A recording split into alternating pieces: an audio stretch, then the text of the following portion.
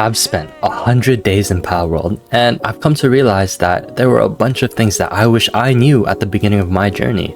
Although I haven't gotten too far into the game within my 100 days, here are 5 things that I've learned after having spent 100 days in Palworld. Number 1, knowledge is power. Alright, so as with any game, knowing how the in-game mechanics work can save you a lot of time and trouble. For Palworld especially, it can help optimize your gameplay so that you aren't spending hours on hours grinding resources. A good example of this is knowing what passive skills your pals have. Let's take a look at Kadiva, one of the first pals you meet after loading into any world. This silly little pink cat has one of the most useful early game passive skills. Catch one of them and then press the tab button to navigate to the party menu. After that, you'll be able to click on the Kadiva and notice that hey, just by having it in your party, it increases the amount of weight you can carry. If you ever have to stray away from your base to mine a resource, consider bringing a party full of Kadivas, just so you get those extra hundreds of carrying capacities to make your trip a little bit more fruitful. Another important mechanic to learn is pal work suitability. Taking a look back to Kadiva, you can see that it has the following suitabilities. What this means is that by having a Kadiva in your base, it can only do work that would require handiwork, gathering, mining, and transportation. But you'll notice that it's only level 1 in all of those suitabilities. Stronger pals will have a higher level of work suitability, so you'll always want to have high levels of work suitabilities in your base, like Anubis, who has a level 4 handiwork skill. Pals with a higher level of work suitabilities will complete the task quicker than those with lower levels. The difference between level 1 and level 4 handiwork is massive, and it could honestly save you a bunch of time. Some other key things to learn that I can name off the top of my head are the tech tree, pal spawn locations, pal item drops, and pal type advantages. And hey, if there are any important mechanics you think I missed out on, let me know in the comments below. Number 2, base location. One of the first few things the game will task you to do is to build a pal box. By placing and building your pal box, the area around it will become your base, as marked with the blue line. This means that you can build certain structures within the area and they won't deteriorate, such as farms or wood foundations. And of course, you can deploy pals to go out and work on your base. However, one of the most important things about your base is its location. Your first base is probably where you're going to spend most of your time in-game outside exploring, so you'll want to choose a good location.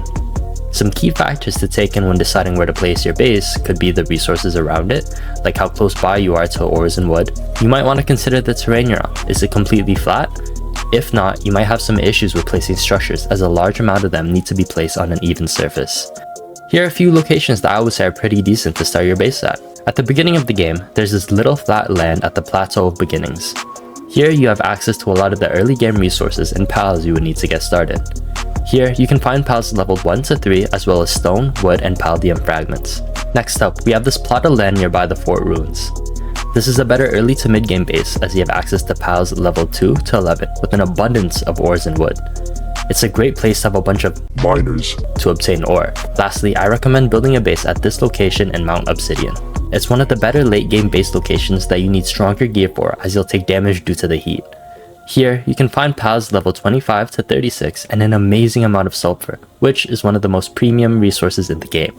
After you've chosen your location for the base, you'll obviously want to know how to make your base the greatest you've ever seen.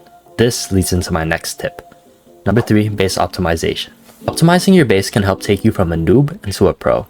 As you play the game, you'll find yourself wondering why certain items just take so long to craft, how you're running out of resources when you just had so much a few hours ago, or even how you've got no more space to build within your base anymore.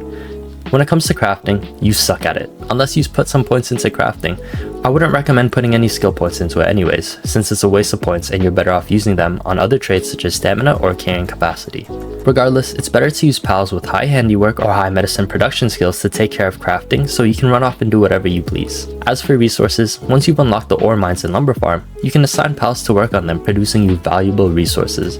Just don't forget that you need to pick them up from the farm before you can use them. But luckily, you can have a pal that has transportation do it for you. Some pals I recommend you get for that are Wumpo Botan and Astagon. With the endless structures and things you can build within your base, you might want to be wary of how much space you have left. Some very valuable farms later on in the game are huge and take on too much space in your base. Learn from my mistakes. I couldn't fit the breeding farm in my first base where I wanted it to, so I had to throw it into my second base just because I didn't plan accordingly. Also, don't forget about your pal's sand. If you don't have any way to restore it, such as beds or hot springs, you risk the chance of injury and slow work within your workforce. Building higher quality beds and hot springs can help to restore a pal's sand better. Number 4, the importance of breeding. Just like any monster catching game, there's a breeding system in Palworld as well. One of the fastest ways to progress the strength of your party is to breed your pals together. A lot of the mid to late game pals are easier to breed than they are to catch due to what natural level they spawn at. With Palworld also having inheritance in the game from parents, many players like to create strong pals through breeding. What I mean by that is that the child that's bred has a certain percentage chance of inheriting certain traits from each parent. I believe the only 2 things they can inherit are IVs and passive traits. Please know that children can also inherit negative traits from their parents, so be careful of that. Although IVs aren't 100% determined by their parents, so at the end of the day, there's always a luck factor. Another perk to breeding is the ability to obtain alpha pals by breeding. Alpha pals are stronger and larger versions of a pal, which 99% of the time makes them stronger than the original. The only issue with alpha pals is that due to their enlarged size, they might get stuck around your base in certain areas. But in the latest update of the game, pals can now start working in place if they can't get to their assigned task. A good example of a strong mid-game pal to breed is again Anubis. Instead of having to fight him and catch him at his level 47, all you need in order to breed Anubis is a Penking and Bushi. Also, don't forget that pal gender is a thing, and for breeding, you'll need 1 male and 1 female. If you want to see me breed my own Anubis in my world, you can check out my video here by clicking on the card at the top right of your screen. And now last but not least, number 5, map exploration. With Palworld having a huge map, it might seem a bit intimidating to go out there and explore the map.